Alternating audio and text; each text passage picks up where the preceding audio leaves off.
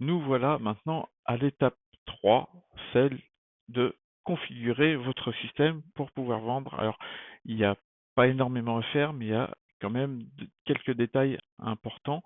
Euh, Si vous vous rappelez, lors de l'étape 1, à la fin de la vidéo, on a vu qu'on avait des messages d'alerte quand on allait consulter les produits. Et donc, euh, en fait, ce qui se passe, c'est que il va falloir qu'on dise au système, d'une part, comment on veut encaisser, et d'autre part, il va falloir générer des factures pour les clients. Que vous soyez auto-entrepreneur ou en entreprise, il faut que vous génériez une facture. Donc, il faut configurer cet aspect-là. Alors, vous avez de la chance si vous allez dans Produits, donc tout en haut là, dans la partie tunnel de vente du menu Prométhie. Si vous allez dans Produits, vous avez la liste de vos produits. Pour le moment, il y en a qu'un. Et vous allez avoir des liens pour configurer chaque élément. Donc, par exemple, on va prendre le premier élément qui est la facturation. Donc, on clique sur le lien en cliquant ici. Et ici, vous allez compléter. Donc, si vous en êtes en auto-entreprise, eh bien, c'est votre prénom et votre nom. Si vous avez une société, vous mettez le nom de la société. Que vous soyez en auto-entreprise ou en société, vous avez un numéro de SIRET, donc vous le notez. Donc là, vous allez pouvoir mettre SIRET et puis ici mettre le numéro. Si vous êtes une société, que vous avez un numéro de TVA, vous le mettez. Si vous êtes une société au Canada, le numéro de TVA est un peu différent puisque c'est un numéro de TPS et de TVQ. L'adresse de votre société, bien entendu. Et puis, qu'est-ce que vous voulez inclure dans la description? Si vous êtes un auto-entrepreneur, eh bien déjà là, vous n'avez rien mis dans TVA. Et donc là, vous n'allez pas afficher la TVA sur la facture. Par contre, si vous êtes une entreprise, eh bien dans ce cas-là, vous allez afficher la TVA sur la facture. Voilà. Est-ce que sur la facture, vous voulez voir apparaître les informations d'accès euh, à l'espace membre, c'est-à-dire qu'un client, il va vous commander l'e-book, il va recevoir ses accès à un espace membre dans votre système pour qu'il puisse télécharger l'e-book. Est-ce que vous voulez que ces accès apparaissent aussi sur la facture? Moi, je le déconseille, mais à vous de voir si ça traîne dans les mains d'un comptable ou je sais pas où, que les accès sont marqués sur la facture. Je trouve pas ça forcément très adapté. Est-ce que dans votre numéro de facture, vous voulez inclure l'année ou pas? Donc là, sans l'année, là, avec l'année. Et puis votre facture, elle démarre à combien? Imaginons que vous avez déjà fait des factures en manuel et que vous adoptez ce système. Eh bien, peut-être que votre dernière facture était là à 58. Et donc là, vous allez mettre 58 pour que la prochaine soit à 59. Si vous démarrez avec le système, vous laissez 0, ça va très bien. Et si vous voulez recevoir une facture, une copie des factures par mail, vous cochez ici, vous recevrez une copie des factures, ça vous permet de euh, savoir qu'il y a eu une vente et de voir qui a acheté, etc. Donc ça peut être sympa. Voilà. Donc ici, il faut mettre toutes les informations, l'adresse, etc. Euh, Tout ça, c'est des informations qui doivent apparaître sur la facture. Donc le numéro de SIRET, là je mets n'importe quoi exprès, hein, mais euh, ma rue, hop, ville, CP123. Bon, ça c'est pas obligatoire, la province, le pays.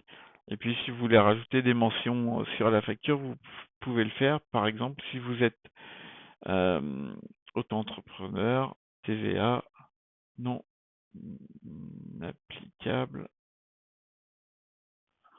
en vertu de l'article, je crois que c'est 193B, à vérifier je sais même plus, du CGI, c'est le code de je sais pas quoi, enfin bref, tac, pour dire que vous n'êtes pas éligible à la TVA, donc il faut qu'on vous demande pas la TVA, faut le justifier sur la facture. Donc dans ce cas, vérifiez que c'est bien le 193B. De mémoire, il me semble que c'est ça, mais à vérifier. Ça, vous pouvez trouver ça sur internet. Euh, Hop, on peut même le faire si vous voulez, mais tac. Ouais, c'est article 292B, 293B du CGI. Voilà, c'est bien ça. Donc il faut le faire apparaître sur la facture si vous êtes auto-entrepreneur ou autre. Donc une fois que ça c'est fait, eh bien vous enregistrez et là on est bon, on n'a plus de message rouge, donc tout est bien. Ensuite, ben, on va retourner sur la liste des produits, donc produits dans mon menu en haut à gauche, et là j'ai encore un message rouge puisque j'ai autre chose à paramétrer, c'est les moyens de paiement, tout simplement. Donc je clique ici pour aller sur les moyens de paiement. Et donc là, je vais rentrer, bah, si je veux encaisser par PayPal, je vais mettre mon PayPal. Si je veux encaisser avec Stripe pour les cartes bancaires, je vais cocher Stripe. Alors attention, si vous avez ni l'un ni l'autre, il va falloir aller sur PayPal, créer un compte PayPal, aller sur Stripe, créer un compte Stripe. Stripe vous permet d'encaisser des paiements par carte bancaire. C'est super simple à utiliser. Donc voilà, et donc il va falloir si j'active PayPal, bah, il va falloir que je mette mon mail PayPal, PayPal, hop, hop là, mon mail PayPal @mail.com. Ok, un arrobas c'est mieux. Du coup là, je vais mettre un tiret. Voilà. Si vous voulez accepter les paiements par chèque, vous pouvez, hein, mais pour les e-books à 7 €, franchement, faut avoir envie de gérer. C'est pareil, par virement bancaire, c'est possible, vous pouvez l'activer. Dans ces cas-là, bah là, vous allez devoir remplir euh, ces informations, c'est-à-dire bien mettre à quel ordre les gens doivent adresser le chèque d'une part, et puis ici mettre l'adresse à laquelle ils doivent envoyer le chèque. Voilà. Mais sur des produits à 7 €, je vous le déconseille.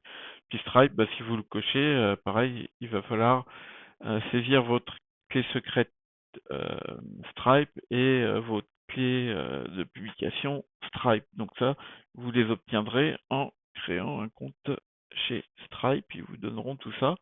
Donc voilà. Donc tout ça, c'est à vous de le faire. Ça, je ne peux pas le faire pour vous. Euh, donc, et une fois que vous avez fait ça, eh bien, vous allez pouvoir préciser au niveau du produit. Donc là, on va mettre juste PayPal. Je vais dire enregistrer. Voilà. Alors cette adresse PayPal, elle n'existe pas, mais pour la démo, ça va très bien. Donc après, au niveau du produit, il va falloir retourner sur les produits. Donc là, vous voyez, on n'a plus de message d'erreur, mais au niveau du produit ici, vous allez éditer le produit. Il faudra faire ça pour chacun des produits que vous importerez. Euh, Ici, vous allez spécifier quel moyen de paiement vous voulez utiliser. Donc là, il n'y a que PayPal, donc forcément, il a coché PayPal. Mais si j'avais aussi défini mon compte Stripe et puis, je sais pas, moi, par chèque, eh bien là j'aurais dit bah, sur ce produit-là, je veux que PayPal. Sur un autre produit, en fait c'est par produit. Donc sur un produit, vous pouvez dire je veux que PayPal. Si un jour vous créez des produits, des formations que vous allez vendre 497 € par exemple, peut-être que là vous allez vous dire bah ça vaut la peine d'accepter les chèques. Donc là vous allez euh, cocher l'option chèque. Là je peux pas la cocher puisque j'ai pas configuré le paiement par chèque. Mais sinon je la cocherai. Voilà. Donc pour chaque produit, vous allez décider quel type de moyen de paiement pardon, vous voulez accepter. Donc ça c'est important. Donc c'est dans la configuration du produit.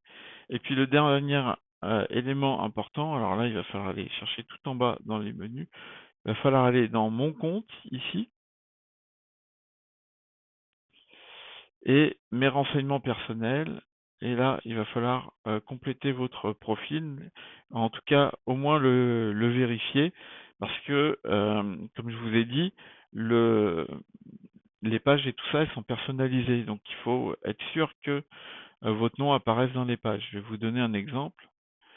Hop, je vais aller dans les pages ici, donc je suis allé dans le menu Promethi, page web, et par exemple la page de capture, celle-ci. Si je descends, vous voyez, elle a été personnalisée ici. Et en fait, ce qui s'affiche ici, c'est ce que vous allez saisir ici dans vos renseignements personnels. Donc là, si je mets euh, Toto du 75 par exemple, et que je modifie ici, enregistrer les modifications, tac, et que je retourne ici sur ma page et que je la recharge, voilà, vous voyez, l'affichage a changé, c'est devenu Toto du 75. Donc c'est important de vérifier vos renseignements personnels. Donc voilà. Et puis il y a une dernière étape, c'est comment faire la promotion du produit. Donc ça, on va voir dans la vidéo suivante, à l'étape 4. Je vous retrouve tout de suite dans la prochaine vidéo.